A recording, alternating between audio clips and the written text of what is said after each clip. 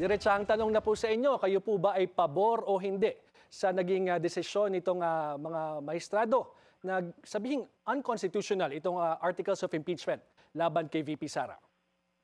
Well, may mga question kami Mhm. dahil yung ruling nila na labag sa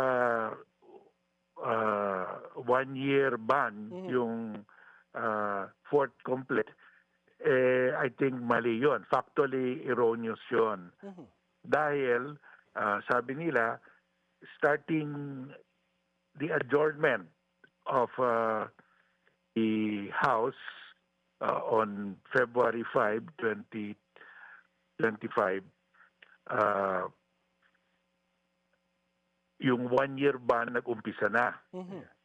The 1 year ban started to run on upon the adjournment. Pag ganyan, yung fourth complaint naman was actually voted upon by the plenary before the adjournment. Okay. Dahil before nag-adjourn sila, pinasa nila yung fourth complaint. They acted and voted on fourth complaint. Mhm. So, bago nag-umpisa yung 1 year ban, nakapasok na yung fourth complaint. So, ang mali nila, akala nila hindi binoto. The House did not act on the fourth complaint. Sabi nila, hindi raw the House did not act and vote upon the fourth complaint. Pero the records will show the House actually acted and voted Mhm. on the fourth complaint. So factually, may mali sila. So yung conclusion nila na the fourth complaint cannot be considered filed on time Mhm. because the 1 year had started to run. Mali yun. Because before the 1 year ban started to run, the House voted to approve it. Hindi nila alam na meron palang approval. Mhm. Pero So, pag-usapan po natin, Justice, itong definition nila ng initiated impeachment complaint. Kasi nga po sinasabi naman ng Supreme Court na yung naunang tatlong impeachment complaint was initiated dahil hindi daw po inaktuhan ng liderato ng Kongreso. And in fact, sinasabi niya po doon na it was shelved and at the same time ay dismissed in effect. Pero dapat daw po, pero it's opposite po nung definition na alam natin na yeah. kailangan na refer doon sa Committee on Justice. Ano po? Your thoughts, Yeah, please. ang cut-off date nila, sabi initiated, Mm. dismissed, terminated when Congress adjourned on February 5, Mhm. 2025. Katulad ng sinabi ko, before they adjourned 7:15 in the evening, January 5, 7:15. Pero sometime in the afternoon, early afternoon, they of the same day, they voted to approve the fourth complaint. So nauna yung approval. There was actually an approval. Ang nakalagay sa decision, hindi raw inapprove ng plenary. That's not factually correct. It was actually approved. Mhm. Sa ngayon po ba pwedeng i-assert ng legislative branch yung sinasabi po nilang exclusive power nito sa impeachment at magpatuloy dito sa impeachment trial despite the decision of the Supreme Court? Well, the Constitution says the Senate has the exclusive sole power to try and decide. Yung House naman has the exclusive power to initiate. Pero under the Constitution, the Supreme Court can intervene if there is a violation of the Constitution. Ang violation sinasabi nila, yun nga, yung fourth complaint was not approved within the 10 session days. Mhm. Yun ang dahil sabi nila it was not taken up. Actually, it was taken up by the plenary on on the last day. Exactly. Kaya po nagkaroon ng na-recognize po ng body na nagkaroon Yes. ng So it was actually taken up. So there is no violation of the Constitution dahil it was taken up and approved on the last day, the 10th session day. Kasi you have until the 10th session day to act and you acted on the 10th session day. So pasok ka pa rin. You did not violate the Constitution because the Constitution gives you 10 days, 10 session days. If you acted on the 10th session day, wala pa ring violation. But if you act on the 11th session day, hindi na pwede. Opo. Justice, pag-usapan naman natin yung sinasabing due process, ano po? Kasi ang binabanggit din po doon sa ruling ng Supreme Court ay kailangan may due process na ibinibigay sa respondent. And meron siyang idinagdag na mga steps or mga karagdagang dapat gawin o ensure para sa kapakanan daw po ng respondent na makasagot. What is your reaction to this? Well, first of all, the Constitution says once approved by 1/3 at least of the House members, yung resolution nakalagay shall constitute the articles of impeachment and trial by the Senate shall proceed forthwith. So forthwith under the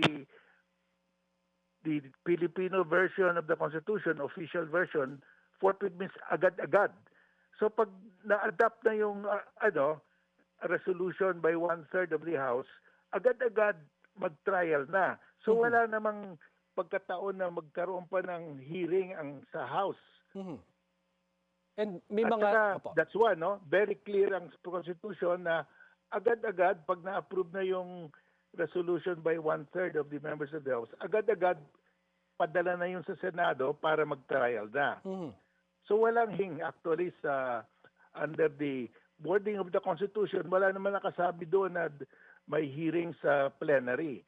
Secondly, pag it's physically impossible to conduct a hearing dahil pag final mo on the last day, pasok pa rin yan. Allowed yan. Last day. Paano ka mag-hearing? Magla-last day na. Ang tanong po ngayon, Wala Justice, overreaching ba ang Supreme Court pagdating sa usaping ito dahil sa mga karagdagang policies na wala naman sa konstitusyon? Well, ang dyan, ang standard dyan, since the Constitution says the House shall have the sole power to initiate impeachment and the Senate has the exclusive power to try and hindi makapasok. The Supreme Court cannot intervene unless there is a specific violation of the Constitution. Wala namang specific violation dahil yung sinasabi ng Supreme Court violation na you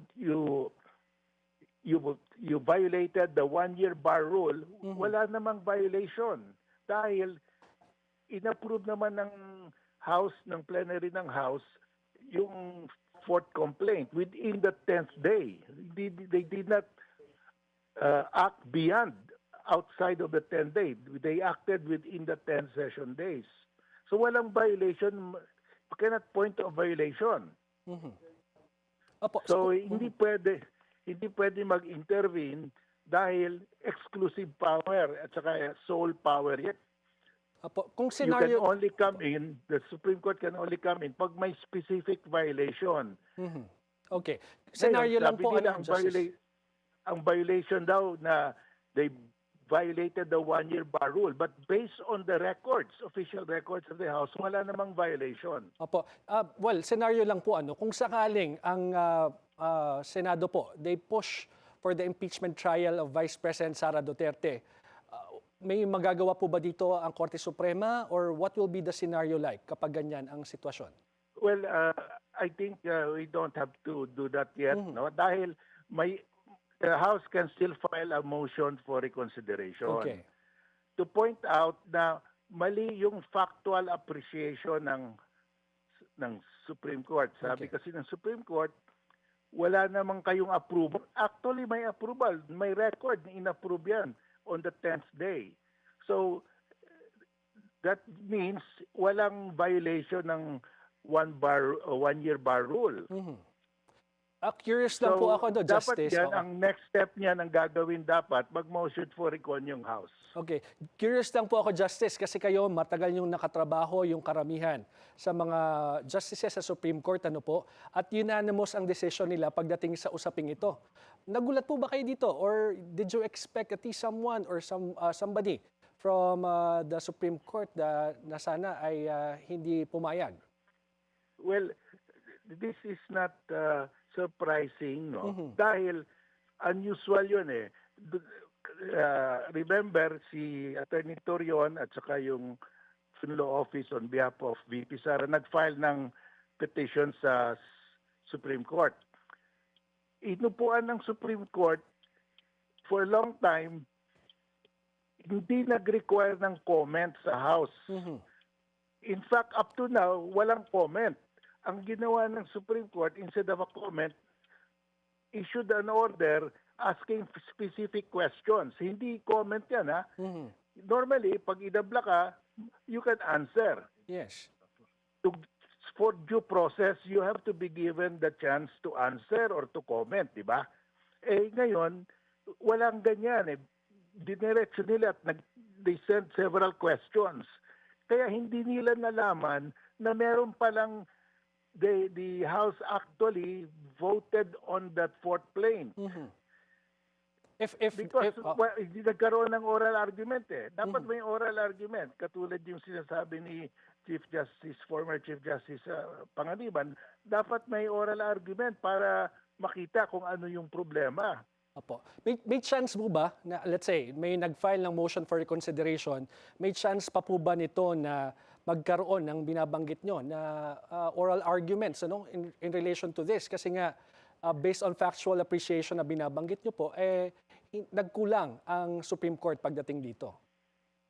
Well, I expect that there will be, no? Dahil napaka-importante. How will they determine kung ano talaga yung factual issue? Yung what really happened. Yun ang issue eh. Because this case cannot be decided in a vacuum. Dapat the facts are there at saka na-establish yung facts. Okay. Moving forward po, ano po ang mga i-expect natin? Kayo po ba mismo ay dudulog sa Korte Suprema? Well, not yet. No? We're thinking of intervening pero wala pa. Dahil if the House will file a motion for reconsideration, we will just wait for that. No? Pero pwede pong remedy din na kayo po ay mag-intervene. The ordinary taxpayers can intervene, pero pag nag-file ng motion for recon yung House at saka tama naman yung MR nila, hindi na kami hindi na kailan. Alright. Retired Supreme Court Senior Associate Justice Antonio Carpio, maraming salamat po. Thank you.